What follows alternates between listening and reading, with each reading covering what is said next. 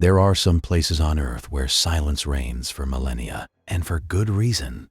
What if breaking that silence unleashes something humanity was never meant to confront? For centuries, the dusty, sun-baked plains of Egypt have held secrets buried deep beneath the sand, whispered promises of forgotten kings and untold riches. But some secrets are best left undisturbed. This is the story of a discovery that promised unimaginable insights into an ancient world, a 4,000-year-old tomb that offered a glimpse into a past beyond our wildest dreams. Yet, for the team that painstakingly opened its sealed entrance, that moment of triumph would soon curdle into a chilling regret, echoing across time. Our story begins in the scorching heat of the Egyptian desert, where a small but ambitious team of archaeologists, led by the renowned Professor Alistair Finch, had spent years sifting through endless layers of sand and rock. Their quest wasn't driven by greed, but by the insatiable human desire for knowledge, the thrill of peeling back the veil of history. They were seekers of truth, driven by the echoes of ancient lives and forgotten beliefs. The prospect of unearthing a completely untouched tomb from the Old Kingdom era, a period shrouded in the mists of antiquity, was more than just a professional goal. It was a lifelong dream, a tantalizing promise that lay just beneath their boots. After weeks of careful excavation, a series of peculiar markings on a large stone slab led them to it. Not a grand pyramid, not a celebrated temple, but a modest, unadorned entrance, sealed off from the world for 4 millennia.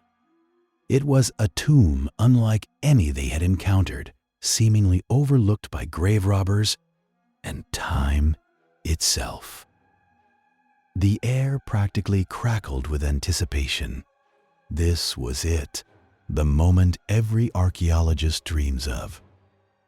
Dr. Lena Petrova, the team's brilliant epigrapher, ran her fingers over the ancient hieroglyphs, her eyes wide with a mixture of excitement and reverence. The carvings, faded but clear, spoke of a powerful, long-forgotten figure, but also contained unusual symbols, almost like warnings, which she initially dismissed as typical ancient protective spells. The process of gaining entry was meticulous, a delicate dance between scientific precision and raw excitement. They broke the seal, a thick slab of stone that crumbled into dust, releasing a breath of air that felt ancient, heavy, and strangely cold, even in the desert heat. As the first shafts of artificial light pierced the eternal darkness, the team documented every single inch. Cameras flashed, notebooks filled, and hearts hammered. Inside, a narrow, winding passage led them deeper, the air growing denser, stiller, as if the tomb itself was holding its breath. The walls were smooth, unadorned at first, then gave way to chambers filled with funerary artifacts, pottery, furniture, statues of strange bird-headed figures, all preserved in an astonishing state. But even amidst the wonder, a subtle shift began to occur. A growing sense of unease started to creep in, like a shadow lengthening with each step they took into the tomb's heart. It wasn't anything concrete at first, just an oppressive atmosphere that seemed to press down on them. The scientific meticulousness they prided themselves on found itself at odds with something primal, something indefinable. The air, once merely stale, now felt heavy, almost suffocating. The silence, previously a sign of preservation, began to feel less like peace and more like a vast, watchful presence. As they delved deeper, the nature of the artifacts changed. The initial chambers held treasures, but further within, they encountered unsettling symbols etched into the walls. Symbols that Dr. Petrova couldn't immediately identify from any known Old Kingdom texts. They depicted grotesque, skeletal figures, not common deities, but something darker, almost monstrous, performing disturbing rituals. These weren't celebratory scenes of the afterlife. They were scenes of sacrifice, of agony. One mural depicted a figure with wide, hollow eyes, bound to a stone, surrounded by swirling shadows. Below it, a strange, triangular artifact made of an unknown black stone pulsed faintly with a dull, internal light. The team, initially exhilarated, found their mood souring. Nightmares began to plague them, vivid, unsettling dreams of being trapped, of cold eyes watching them from the shadows, of a voice whispering in a language no longer understood. Professor Finch, a man known for his unflappable demeanor, found himself constantly looking over his shoulder, a knot of dread tightening in his stomach. The bright desert sun outside felt less like a comfort and more like a forgotten memory, lost to the chill of the tomb. The true regret manifested slowly, insidiously, like a slow-acting poison. It wasn't a sudden explosion of supernatural terror, but a creeping, psychological distress that began to fray their nerves. Arguments erupted over trivial matters. Paranoia took root. Team members reported seeing fleeting shadows, hearing whispers in the empty chambers when no one else was around. Dr. Ahmed Khan, the lead anthropologist, a man grounded in logic and evidence, began to complain of a pervasive feeling of being watched, his normally keen mind now clouded by exhaustion and an inexplicable anxiety. Then came the physical manifestations. First, a cough that spread through the team, dry and persistent, quickly dismissed as tomb dust or a desert flu.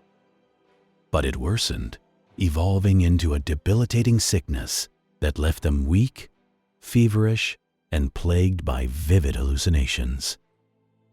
Dr. Petrova, after a particularly disturbing night of fever dreams, woke up covered in strange inflamed pustules that quickly spread across her skin, burning and itching incessantly. Her condition deteriorated rapidly, her mind slipping into delirium, muttering about the eyes and the silence.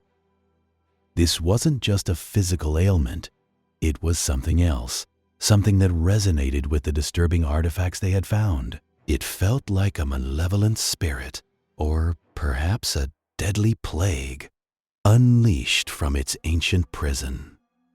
The belief in a curse, initially a superstitious joke, now seemed chillingly real. Was this tomb not just a resting place, but a cage? Had they released a supernatural force, an entity contained for millennia, into their world? The implications sent shivers down their spines. The regret was palpable, a heavy weight in the air, thick as the dust in the tomb. They had come to unearth history, and instead, it felt like history was consuming them. The ethical implications of disturbing the dead, a topic often debated in archaeological circles, now felt terrifyingly real. What right did they have to intrude upon this ancient slumber? Was their hunger for knowledge worth the unknown consequences? Their meticulous scientific approach, once a source of pride, now seemed like an act of profound human hubris, an arrogant challenge to forces they couldn't comprehend. The ancient beliefs, dismissed as primitive superstitions, had a terrifying resonance now. The warnings carved into the stone weren't just decorative, they were potent, desperate pleas to leave well enough alone. The storytelling of this tragic discovery is enhanced by the vivid descriptions of their ordeal. The decaying corpses, not those of the tomb's original occupants, but of small animals they found strangely preserved within the deeper chambers, contorted in silent screams. The unsettling rituals depicted in the murals, now feeling less like art and more like prophetic visions.